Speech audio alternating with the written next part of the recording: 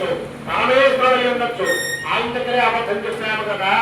ఇప్పుడు ఏమి చేయడానికైనా ఆయనకే శక్తి కలదు కాబట్టి ఆయన ప్రార్థించాను అని పిలిపారు.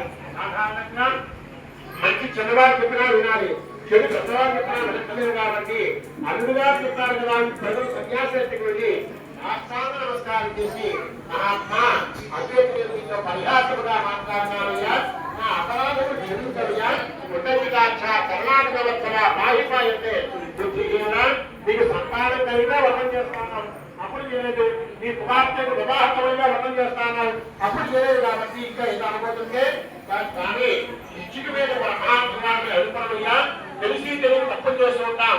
అన్యథా శరణం నాస్తి త్వమేవ శరణం మమ అనగానే దాసుని తప్పుడు కర్ణములో సరిట. కాబట్టి ఆ స్వామి ఇచ్చిన వాళ్ళు కూడా రక్షించి భక్తి అనేటువంటి కొరడాతోటి చూపించి మంచి అనిపిస్తూ ఉంటారట. కాబట్టి ఆయన నమస్కారం చేసుకున్నారట. నమస్కారం చేసుకునేప్పటికీ ధనమంతా చేసి వెళ్ళిపోయారట. ఈ సన్యాసానికి సాగుగారు అనుకున్నాక సన్యాసి వెళ్ళిపోయారు కానీ మన ధనం మనకి ఇచ్చాడో లేదని చెప్పి అనుమానం చేత పడవేసి చూడగానే ఎక్కడ ధనం అక్కడే ఉందిట. మళ్ళీ ప్రయాణం మొదలుపెట్టారు. కొంత దూరం వెళ్ళిన తర్వాత అల్లుడు గారుతో రుద్రాంట మన రాక భార్య పుత్రులు తెలిపి రావాలి కదా. సేవకుని పత్రులు వెళ్ళినప్పటికీ ఆ సేవకుడు ఇంటికి వెళ్ళి, అమ్మా మీ భర్తని అల్లుడు కూడా ఎప్పుడే వస్తున్నారు, పడవ రేపు చేరుతోంది అని చెప్పంగానే సంతోష వార్త వినంగానే కుమార్తె భర్త వచ్చాడు కదా అని చెప్పి సంతోషం చేత పూజా కార్యక్రమం చేసుకుంది కానీ తీర్థ ప్రసాదం తీసుకోకుండా అక్కడికి వచ్చింది. ఆ కారణం వల్ల అల్లుడు గారు ఉన్న పడవ మునిగిపోయింది. తీరంలో వారు దుఃఖిస్తున్నారు. అల్లుగా దుఃఖుడు కానీ పడవతో మునిగిపోయారు కదా, ఇదంతా సత్యాస్వామి వారి బంధువు అలాగే మహంచం కానీ నేను కారణం కాదని చెప్పి కుమార్తెను గౌరవించుకుని నిలుపుతానుగా. ఆ కుమార్తె అనుకుంటుందిగా భర్తలే నిమిత్తం వ్యర్థం కదా అని చెప్పి ఆగ్రహం తీసుకుని వచ్చి సతీ సాధనాన్ని చేద్దామని చెప్పి నిశ్చయించబుదల ఆకాశం గురించి మాట ఈ కుమార్తె పూర్తిగా చేసుకుంది కానీ ఆ కారణం వల్ల అల్లుడు గారు అక్కడ ఉండిపోయింది నిర్వాహం చెప్పేప్పటికీ వెంటనే అలాగే ఆకాశం పిలిపించిన చక్కగా పూజా కార్యక్రమం చేసుకుని భక్తి శ్రద్ధలతో భక్తులంతా కూడా కూర్చుని అక్కడే వర్తం చేసుకుంటున్నారట. అక్కడ చతుర్థోధ్యాయం శ్రీ రమారమణ గోవింద హరి.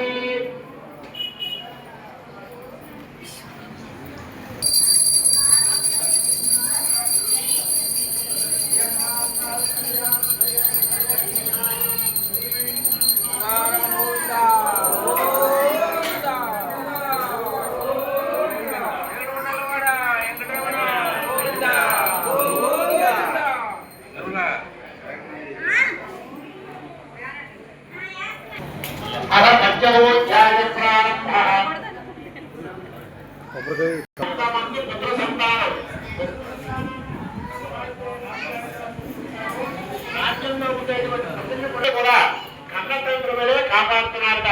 ఒకరోజు రాజుగారు క్రూర మృగాన్ని కూడా వేటాడడానికి అడవి వెళ్ళారట.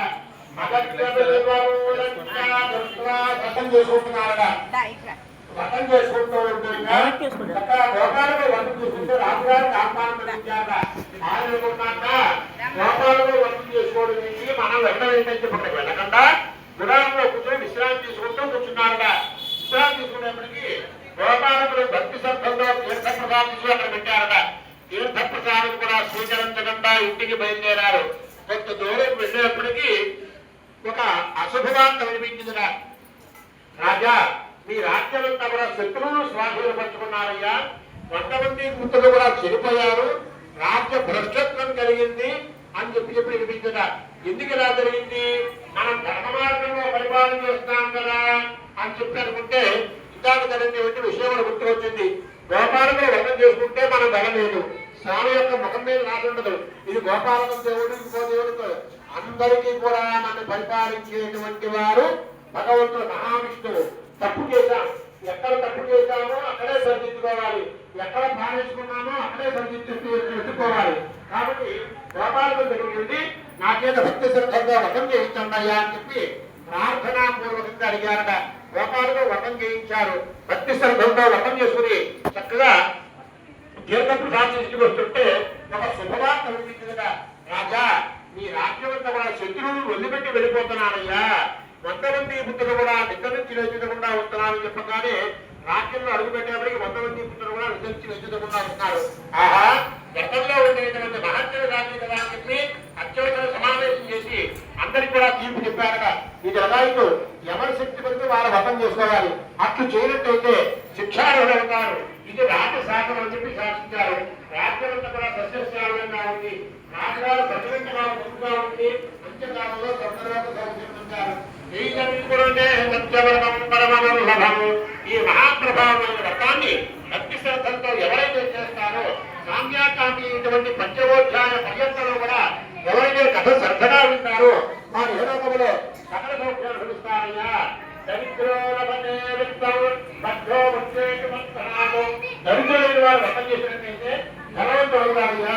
భక్తులైన వారు బద్ధముక్తులు అవుతారు. రైతులకు ధైర్యుక్తి కుమారికి సత్యమయ్యా అని చెప్పారు. కలో పరలాన్ముక్తి కలో వెంకటనాయక కలియుగంలో నామస్మరణ చేత ముక్తి పొందొచ్చుగా వాల్మీకి మహాన్ చెప్పారు. రామ అనేటువంటి తారకమంత్రం రా అనేటువంటి అక్షరంలో జగంగా కూడా బయటకు వచ్చేట్టు చేస్తుందా, మా అనేటువంటి అక్షరం చెడు లోపలికి వెళ్ళకుండా చేస్తుందా. హరే రామ రామ రామ హరే హరే హరే కృష్ణ హరే కృష్ణ కృష్ణ కృష్ణ హరే హరే. కలో వెంకటనాయక కలియుగంలో అధిష్టాన దేవత వెంకటేశ్వర స్వామిగా ఏడు పట్టణ గోవింద వెంకటరమణ గోవింద పురాణ పురుష గోవింద పుస్తరివాచ గోవింద అరుణారాయణ గోవింద అర్జున భారతి గోవింద వెంకటరమణ గోవింద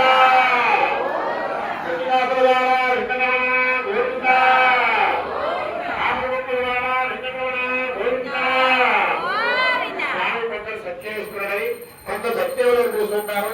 భక్తులు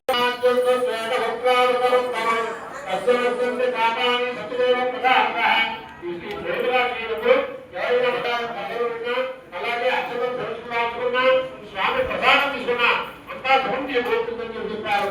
అలా పంచమోధ్యాయ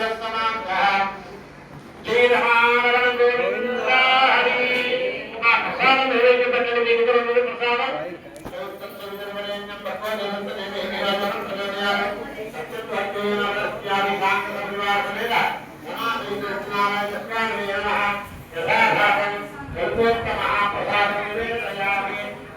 పక్కన పెట్టుకోవడమా కథాత్మక చక్రాలు తీసుకుని వెళ్ళిపోతూ మహాప్రసాదం